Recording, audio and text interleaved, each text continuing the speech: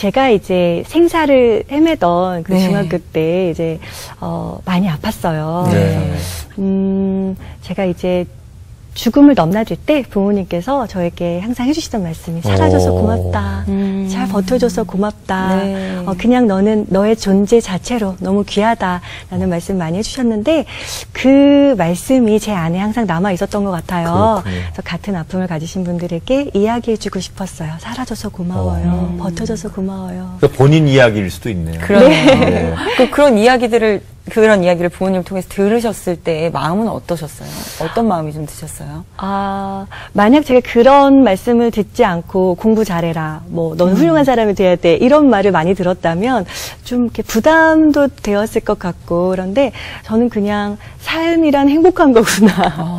그냥 내가 살아있다는 것만으로도 부모님 저렇게 기뻐해 주시고, 그렇다는 것이 그냥 굉장한 든든함으로 다가왔던 것 같아요. 네. 네.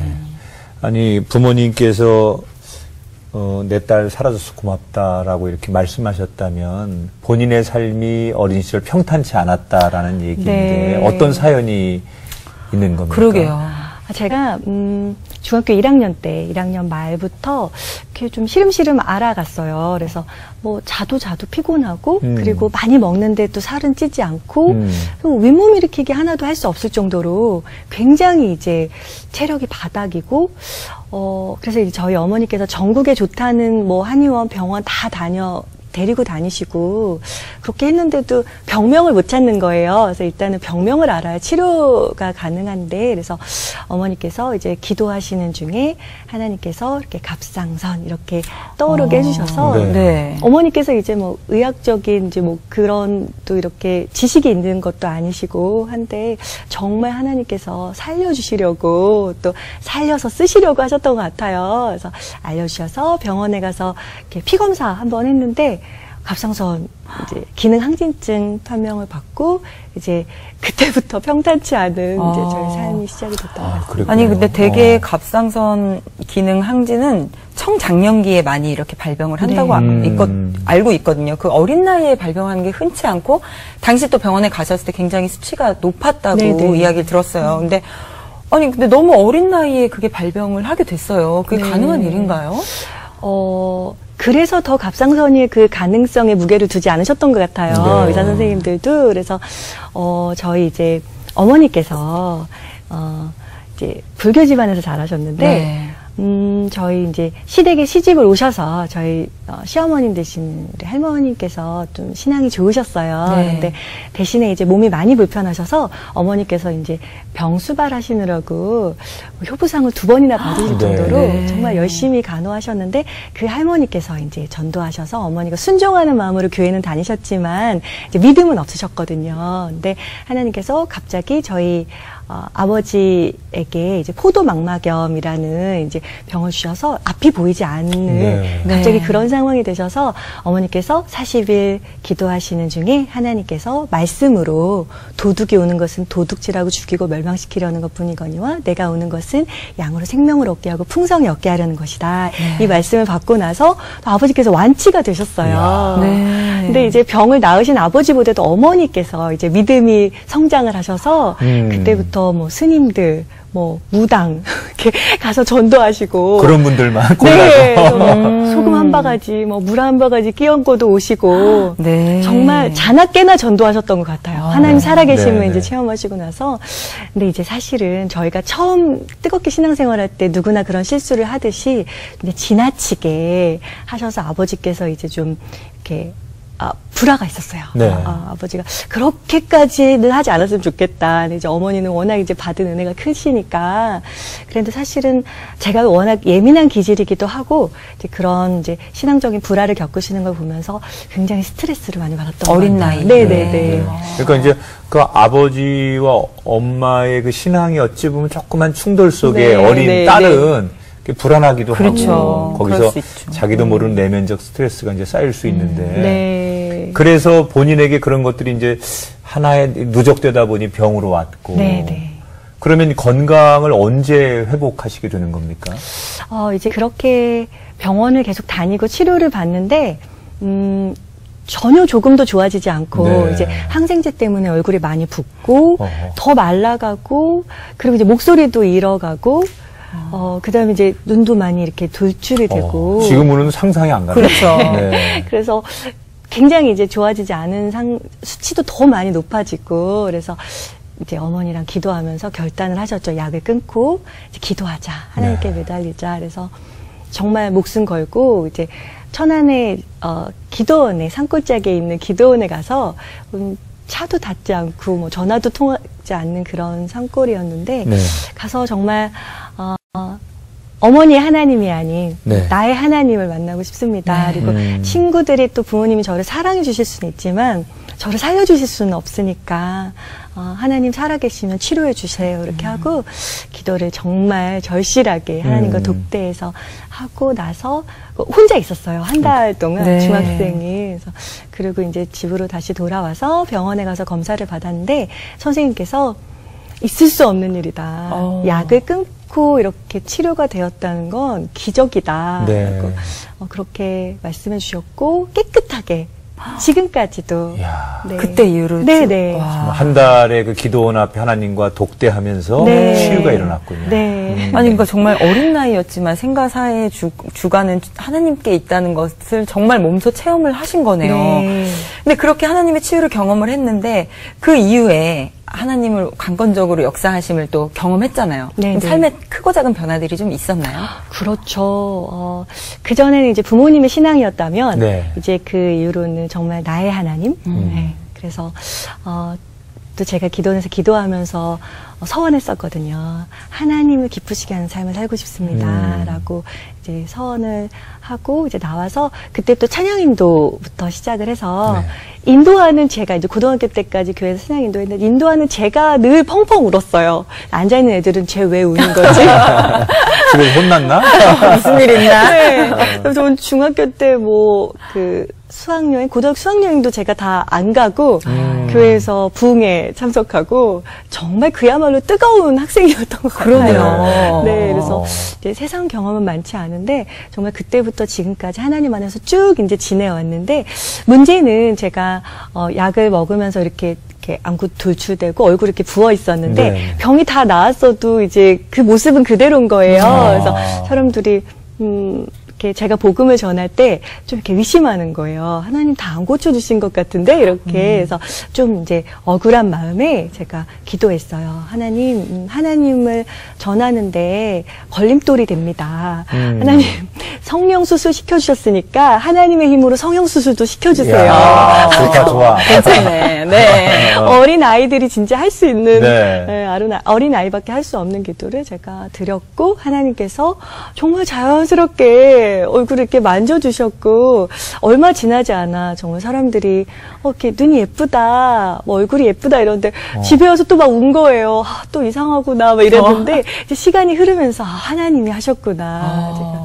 제가 지금 뭐 모습에서는 그러니까. 그냥 이쁘다는 게 너무 당연하게 아름다우시고. 느껴지는데요. 너무 그 얘기 감사하죠. 들으면서 과거의 예, 그 모습이, 그림이 그려지지 않고. 네, 맞아요.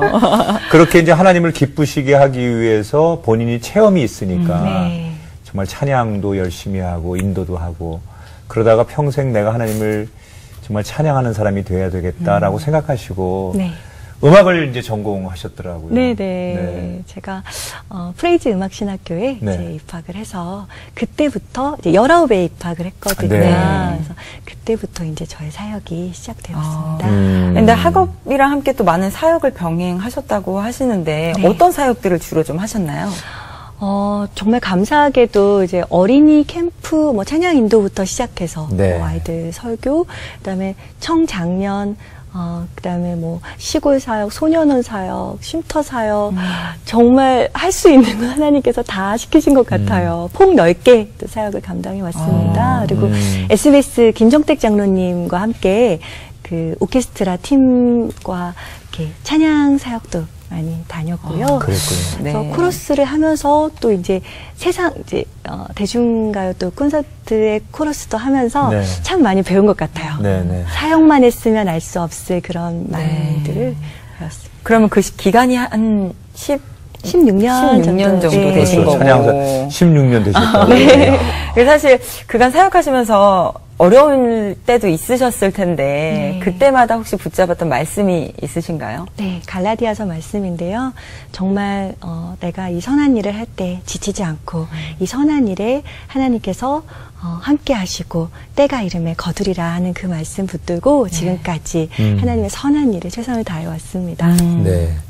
이제 사실은 사람의 인생이라는 게 여러 가지 어떤 전기가 있어요. 뭐 전반전, 후반전을 네. 나누면, 결혼하기 전에는 뭐 내가 혼자서 할 수 있는 일이 있고, 네. 또 결혼하면 가정이라는 게 있고, 가족의 관계가 생기면서 또 인생에 많은 변화가 있는데, 네. 찬양 사역을 하시다가 이제 결혼을 하시잖아요. 네. 그러면 결혼이라는 게 찬양 사역을 또 도움을 줄 수도 있지만 또 장애물이 될 수도 있고 많은 또 변수가 생기는데 전사님 같은 경우는 결혼하고 나서 조금 더 영적으로 또 부딪힘이 있었다고 얘기 들었는데 네. 시댁이 이렇게 예수 믿지 않는 가정으로 시집을 가셨나요?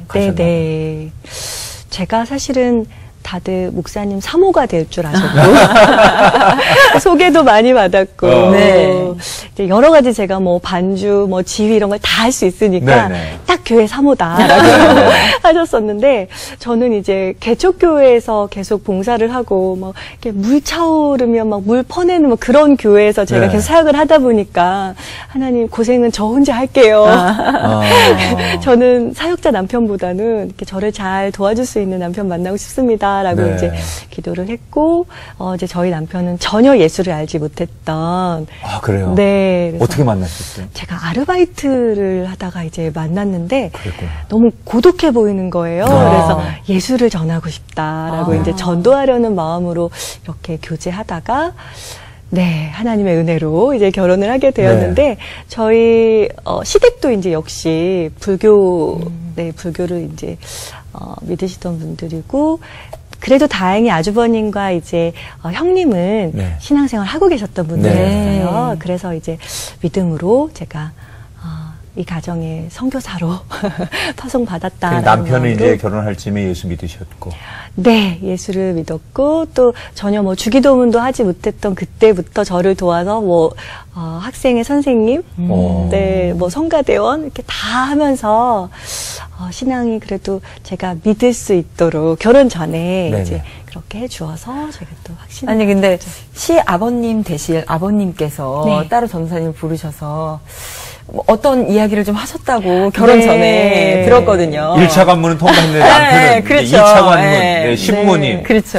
인사드리러 갔는데 저를 조용히 부르시더니 너무 마음에 드는데 네. 제가 이제 어른들을 또 많이 접했기 때문에 싹싹하게 네. 이렇게 상냥하게 이렇게 해서 너무 마음에 드는데 예수 믿는 게 싫다. 왜냐하면 내 주변에 예수 믿는 사람 치고 정상적인 사람들이 없었다.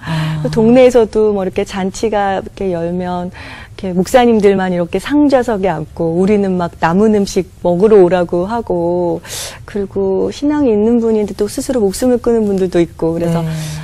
좀 기독교에 대한 안 좋은 이미지가 네. 있었던 것 같아요. 그래서 제가 아버님 저는 지금껏 살려주신 하나님 은혜에 너무 감사해서 살아왔고요. 네. 제가 결혼 안 하고 노처녀로 살 수는 있지만 사역을 안 하면 살 수 없는 몸입니다. 네. 라고 이제 강하게 나왔네요. 말씀을 드렸더니 아버님이 그러면 뭐 너네끼리 살 건데 네. 그래라 이렇게 허락을 해주셔서 큰 산을 하나 넘으셨네. 네. 그러게요. 네. 그럼 이제 어머님이 남으셨는데. 네. 그래서 어머님도 이제 원래 좀 이렇게 별로 신앙생활 하는 사람들을 별로 좋아하시지는 않으셨었는데,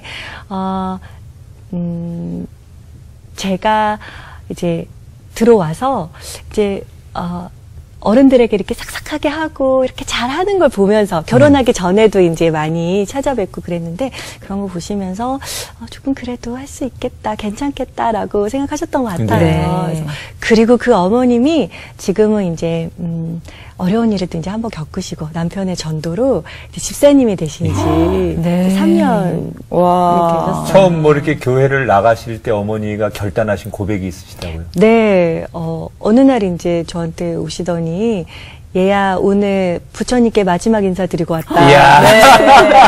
그래서 제가 너무 좋고 기쁜데 아, 네, 어머니, 왜 그러셨어요? 이제 그랬더니 어머니께서, 아니, 뭐, 아들, 며느리, 큰아들, 며느리 다 예수 믿는데, 내가 다른 데서 빌면 이게 좀 영적으로 안 맞을 것 같다고. 그래서 어머니가 마지막 인사드리고 왔다라고 하시면서 바로 교회로. 그러니까 마지막 인사라는 말이 참 그게 명언이시네요. 네. 아니, 며느리가 사역자인 것이 싫다고 처음에 말씀하셨죠. 네. 아버님도. 그러면 교회를 가시게 된 특별한 계기가 있으셨나요?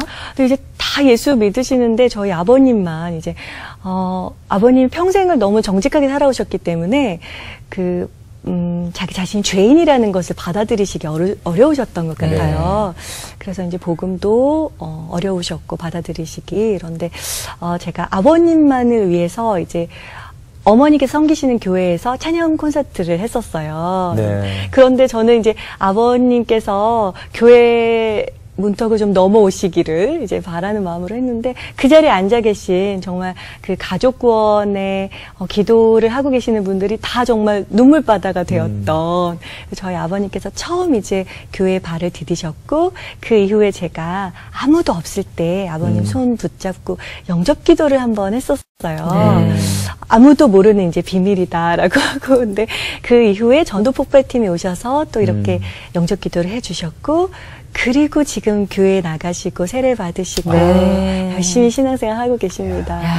그 뭐 또 며느리 사랑은 시아버지 그렇죠. 아닙니까? 여전히 너무 예뻐하시고 너무 예뻐하세요. 네, 또 정말 하나님의 자녀가 된 아버님을 뵈면 또 얼마나 며느리 입장에서 그렇죠. 좋겠어요. 저는 정말 할 일을 다 한 것 같은 마음이 들고요. 나중에 천국에서도 아버님 부끄럽지 않게 뵐 수 있을 것 같아 감사해요. 너무 귀한 가정이네요. 그런데 이제 이렇게 지금 사역도 잘하시고 본인의 또 어떤 아픈 건강도 회복하시고 또 좋은 가정을 만나서 행복한 가정을 잘 행복하게 유지하고 계시잖아요. 네. 그러는 과정 속에 이제는 조금 아까 말한 것처럼 나 건강해지고 하나님 앞에 평생 찬양하고 그리고 부모님 잘 전도해서 이제 우리 임마누엘의 가정이 됐으니까 행복하면 돼. 마음껏 하나님 일만 할 거야. 네. 라고 마음 먹고 살아가는 도중에 또 예기치 않은 네. 또 중간에 장애물을 하나 만나셨는데 그게 예쁜 딸아이의 문제였다고 들었어요. 네. 오늘도 이제 아이와 잠깐 이야기를 하고 왔는데요. 네. 하율아, 엄마가 사실은 하율이가 기억을 할 수 있을까 싶기도 하고 또 하율이가 이 이야기를 다시 들으면 마음이 아프지 않을까 싶어서 간증 집회 다닐 때도 이제 아이랑 많이 다니거든요. 네. 그래서 말하지 못했는데 예전에 그의 기억나 하면서 이제 이야기를 해줬더니 전혀 기억하지는 못하더라고요. 네. 근데 아침에도 많이 울고 왔어요. 그 은혜가 너무 감사하고 네. 건강한 아이를 보면서. 근데 제가 살아오면서 하나님을 떠나 산 적이 저는 없었다고 생각해요. 네. 계속 사역을 했고 또 아이가 태어나고 나서 돌 되기 전부터 제가 업고 이제 교회 교역자 또 생활을 하면서 정말 그렇게 하나님 앞에서만 살아왔는데 어느 날 이제 아이가 그 틱 장애를 앓기 시작했어요. 몇 살 때인데요? 그때가 6살. 아주 어린 나이인데. 네, 그래서 갑자기 이렇게 소리를 내고 근데 네. 아이가 워낙 17개월 때부터 찬양을 10여 곡을 외워 부를 수 있는 그런 이렇게 음악 신동이었거든요. 네. 근데 어느 날 놀면서 이렇게 이렇게 하는 거예요. 그래서 하율아 왜? 그랬더니 노래하는 거야. 그래서 그렇구나. 그랬는데 오늘 밥을 먹는데도 이러면서 밥이 주르륵 흐르는 거예요. 네. 그때는 정말 심장이 쿵 내려앉더라고요. 네. 그래서 하율아 왜 그래? 그랬더니 엄마 이건 내가 내는 소리가 아니야 라고 했을 때 정말 저는 하늘이 무너지는 것 같고 네. 저는 틱 증후군에 대해서 들어본 적이 없거든요. 예. 그래서 그때 아이를 병원에 데리고 가서 이제 진단하고 검사하는데 이유도 없고 네. 근데 한 달에 200만 원 정도의 치료를 받아야 된다고 하더라고요. 그런데 그걸 평생 받아도 좋아지지 않을 수 있고 뭐 아무도 장담할 수 없다라고 하셔서 너무 절망스러웠어요. 근데 이 아이가 이제 소리가 처음에는 작게 시작했는데 나중에는 점점 커지고 대중교통을 이용할 수 없을 정도로 네. 그리고 이제 놀이터에 가면 원래 아이를 알던 친구들이 하율이가 왜 그런 소리를 내요? 이제 물어보고 그래서 놀이터도 못 가고 막 책을 읽을 때도 이제 그 소리가 심해지면 막 이상한 소리를 지를 정도로. 네. 이제 그때부터 제 삶이 그냥 눈물이었던 것 같아요. 아침에 눈을 뜨면 아이가 소리를 내지 않기만을. 근데 그 전에는 아이가 워낙 똑똑하고 이제 똘똘하기 때문에 아이가 영어도 잘했으면 좋겠고 음악도 더 잘했으면 좋겠고 이런 엄마의 욕심이 많았는데 네. 그때부터는 아침에 눈을 뜨면 아이가 그 소리를 내지 않기를. 정말 그런 기도밖에 없었고요. 제가 이제 그때부터 하나님 치료해도 안 된다는데 저 그냥 치료 안 받을래요. 그냥 기도할래요 하고 작정 기도를 또 이제 들어갔어요. 저희 어머니가 그러하셨듯이 네. 저도 아이를 위해서 이제 기도하기 시작했고 그렇게 기도하면서 저를 돌아보게 된 것 같아요. 네. 내가 그동안 사역은 열심히 했고 또 하나님의 일을 한다고 했지만 가정사역에 실패하면 이건 아니다 이런 마음도 있었고 그다음에 제가 그 사역을 오랫동안 해왔기 때문에 착한 여자 컴플렉스도 좀 심했어요. 그래서 교회에서 아이가 뭐 다른 아이 거 뺏어도 하지 마요라 이렇게 하고 그리고 뭐 아이의 의지와 상관없이 아이를 끌고 다니면서 사역을 한 거죠. 업고 다니고 그다음에 제가 이렇게 수요 예배 찬양인도 할 때는 아이가 강대상 위에서 차가워진 밥을 먹고 아이는 너무 힘들었던 거예요. 사역자의 딸로 살아간다는 것이. 근데 저는 전혀 알 수가 없었고 그리고 사역을 하고 오면 너무 힘드니까 집에 와서는 웃음이 안 나오는 거예요. 그래서 이렇게 굳은 표정으로 남편에게도 아이에게도 내가 정말 사역자라는 타이틀은 있지만 참 나쁜 엄마고 나쁜 아내였구나라는 것을 깨달으면서 사역을 다 내려놓고 6개월 동안 아이랑 대화하고 네. 안아주고 그렇게 이제 시간을 보냈는데 하나님 저 괜찮아요. 그냥 이 아이 데리고 사역할게요. 라고 아무렇지 않은 듯 기도했지만 어느 날 이제 찬양사역을 하고 제가 이렇게 강대상에서 내려오는데 아이가 막 울면서 이렇게 저에게 딱 안기는데 되게 큰 콘서트였거든요. 네. 근데 핀 조명이 저에게 오면서 아이를 탁 안는데 그냥 너무 슬프기도 하고 막 너무너무 마음이 이제 감정이 여러 가지 감정이 교차하는 거예요. 그래서 아이를 안고 이제 앉아서 하나님께 막 소리 지르면서 하나님 저 못하겠어요. 할 수 있다고 했지만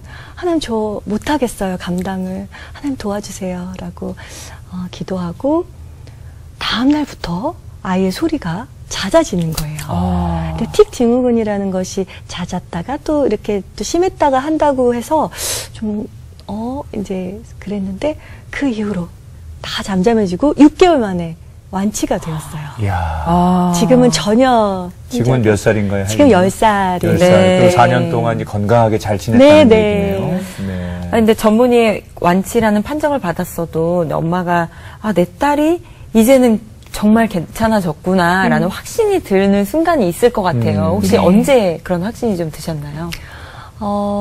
제가 이제 아이를 케어한 것뿐만 아니라 남편에게도 이제 미안해 사역자의 남편으로 얼마나 힘들었어 라고 이제 고백을 하면서 3년 동안 도시락을 또 싸줬거든요. 네. 남편에게 그 도시락이 힐링이었다고 하더라고요. 그렇죠. 그러면서 이제 가정이 회복이 되니까 아이도 더 안정적이 되었고 사실 아이가 많이 안 좋았을 때는 나무에 이렇게 색칠을 하는데 네. 나무는 이제 자기 자신을 이렇게 표현하는 거라고 말씀하시더라고요. 선생님께서. 근데 온통 다 빨간색 물감으로 그래서 아이에게 나무가 왜 이래? 그랬더니 나무가 피를 흘리고 있어요. 나무가 많이 아프대요. 라고 하는 거예요. 그래서 그날 참 많이 울었는데 그 이후에 아이가 다시 똑같은 이제 미술 치료를 받는데 나무에 꽃이 피고 그래서 이렇게 장식을 하고 그래서 나무가 이제 피 안 흘리니 또 나무가 이제 피 흘리지 않아요. 나무가 건강하고 예뻐졌어요. 라고 해서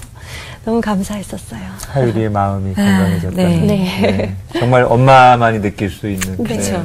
마음이 아파요라고 하는 빨간 색깔은 본인의 아픔을 네. 아이가 표현할 수 네. 있는 표현이었을 텐데 네. 하나님께서 이제 꽃피는 네. 천국의 마음을 바꿔주셨다는 거. 하율이 너무 사랑하고 또 그 남편 도시락 싸주면서 네. 가정의 소중함을 아셨다고 했는데 많은 사역자들에게 줄 수 있는 좋은 메시지인 것 같아요. 네. 가장 가까운 곳에서 그렇죠. 아름다운 사역자라는 네. 가정사역. 하율이하고 아빠한테, 남편분한테 영상으로 짤막한 편지 하나 전해주세요. 네. 사역자의 남편으로 또 사역자의 자녀로 살아오기가 얼마나 힘든 것인지 미처 몰랐는데 정말 하나님께서 어려움을 통해서 또 깨닫게 해주시고 또 나를 돌아볼 수 있게 해주셔서 참 너무 감사했던 것 같아요. 근데 정말 남편으로서 이렇게 사역하는 나를 하나님의 마음으로 품어주고 또 지금도 역시 너무 잘 도와주고 있어서 너무 고맙고 그다음에 하율아 너무너무 사랑해. 엄마가 지금까지 하율이가 많이 아팠던 마음 더 안아주고 하율이도 사랑하고 또 하율이처럼 아픈 아이들 돌아보는 그런 엄마가 되도록 할게. 사랑해. 어떻게 보면 정말 가정 안에서 그런 아픔과 상처로 인해서 사역이라는 그런 곳에 임하는 자세도 많이 좀 달라질 수밖에 없을 것 같아요. 그렇죠. 내 삶의 많은 변화들, 하나님이 주신 은혜들을 깨닫게 되니까 그 이후에 나의 사역도 남편에게 달라졌던 것처럼 아이에게 달라졌던 것처럼 좀 많이 달라졌을 것 같은데 어떠셨어요? 제가 평탄한 삶을 살아왔다면 아픈 아이를 둔 부모님의 마음도 이해할 수 없었을 것 같고 그리고 가정 불화를 겪고 계신 부부들의 마음도 이해할 수 없었을 것 같고 그 다음에 시댁이 믿지 않는 가정에서 신앙생활 하시는 분들의 마음을 조금 더 이해할 수 없었을 것 같은데 제가 그 모든 것들을 다 겪고 나서 굉장히 깊어지고 넓어진 것 같아요. 그래서 제가 또 찬양사역을 많이 다니고 간증 집회도 다니지만 또 그분들의 이야기를 들어드리고 공감할 수 있는 그런 일을 할 수 있어서 지금은 또 20대 때 사역과는 완전히 많이 달라진 것 같습니다. 그래서 또 앨범을 제작하기 시작하셨다고 들었어요. 네. 제가 2017년 1월에 이제 사라져서 고마워요라는 이제 앨범을 발매하였고요. 이제 그 앨범을 통해서 또 많은 분들이 힘을 얻으시고 그 앨범에 보면 리턴 하나님께 다시 돌아가고 싶다. 주께서 높이시리라. 이런 사라져서 고마워요. 항상 기뻐. 이렇게 힘을 주고 용기를 주는 이제 그런 곡들이 많이 담겨 있거든요. 앞으로도 제가 할 수 있다면 그런 곡들을 많이 여러분과 나누고 싶습니다. 네.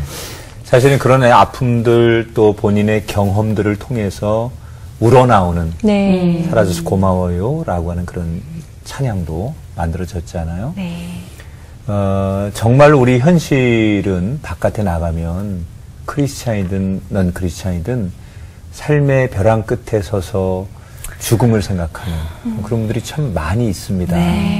우리나라가 통계에도 세계에서 자살률 1위 아니지 않습니까? 근데 노래로도 그런 희망과 용기를 드리지만 오늘 방송을 나오셨으니까 모습과 음성을 통해서 혹시 그런 분들이 계시다면 또 살아가다가 그런 어려운 순간을 만나거든 힘이 될 수 있는 그런 메시지 하나를 좀 남겨주시면 누군가에게는 울림이 되지 않을까 해서 그런 분들이 앞에 계시다고 생각하고 어떤 메시지 하나를 좀 주시면 좋겠어요. 우리 하나님은 결코 실수하지 않으시는 분입니다.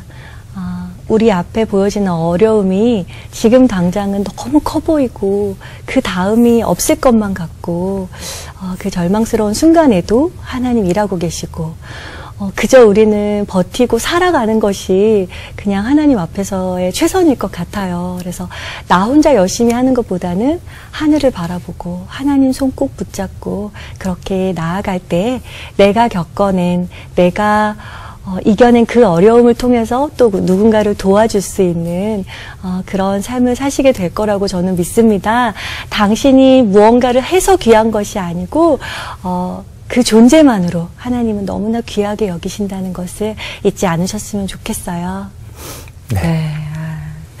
많은 분들이 아마 용기를 얻으셨을 것 같아요. 위로도 얻으시고 삶의 방향도 찾게 되시고 또 우리 전도사님 앞으로의 계획과 기도 제목 있으실 텐데 나눠주시면 함께 간구하겠습니다. 참 위로가 많이 필요한 시대인 것 같고 특별히 세상의 위로보다는 하나님이 주시는 위로가 많이 필요한 시대인 것 같아요. 그래서 제가 하나님께서 지혜 주셔서 만든 곡 중에 주께서 높이시리라 라는 곡이 있는데요. 없다고 기죽지 말고 있다고 교만하지도 말아라. 네. 하나님이 높이기로 작정하시면 그 누구도 막아설 자가 없다라는 네. 이제 그런 가사의 노래인데요. 그렇게 힘든 삶을 겪고 계신 분들에게 항상 용기와 희망과 하나님이 주시는 메시지를 전달하는 그런 사역자가 되고 싶어요. 네. 특별히 하나님께서 저에게 경험케 하신 그 많은 것들을 통해서 또 어려운 아이들에게 노래도 가르쳐주고 음악적인 것뿐만 아니라 그 안에서 하나님 바라볼 수 있도록 위로하고 공감해주고 하는 그런 사역들을 계속해서 감당하고 싶습니다. 그 일을 위해서 여러분께서 기도 많이 해주셨으면 좋겠습니다. 사실은 아파본 사람이 그 아파하는 그렇죠. 사람의 마음을 공감할 수 있고 네. 또 위로가 될 수 있다고 하잖아요. 상처를 입어봤고 네. 그런 과정을 이겨냈기 때문에 충분히 이런 노래와 위로를 할 수 있다고 생각하고 네. 앞으로도 할 일이 참 많다는 생각이 듭니다.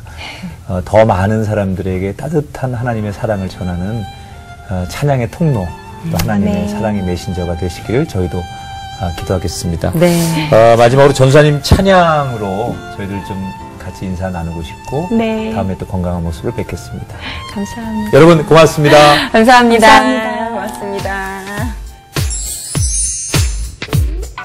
항상 기뻐해 쉬지 말고 기도해 범사에 감사해 항상 기뻐해 쉬지 말고 기도해 범사에 감사해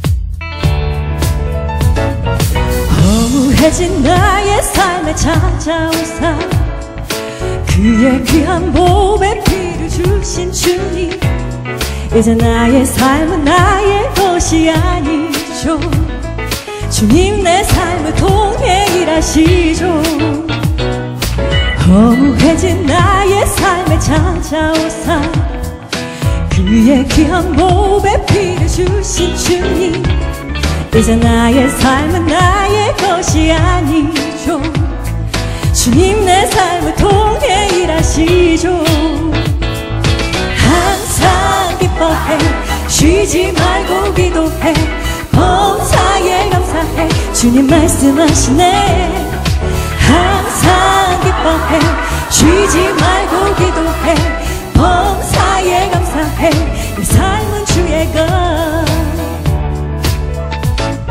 나 연약하여 때론 넘어지지만 주 반석 위에 믿음 세워가리라 이 세상이 날 이해하지 못해도 나 힘을 다해 주를 따라가리 항상 기뻐해 쉬지 말고 기도해 범사에 감사해 주님 말씀하시네 항상 기뻐해 쉬지 말고 기도해 범사에 감사해 내 삶은 주의 것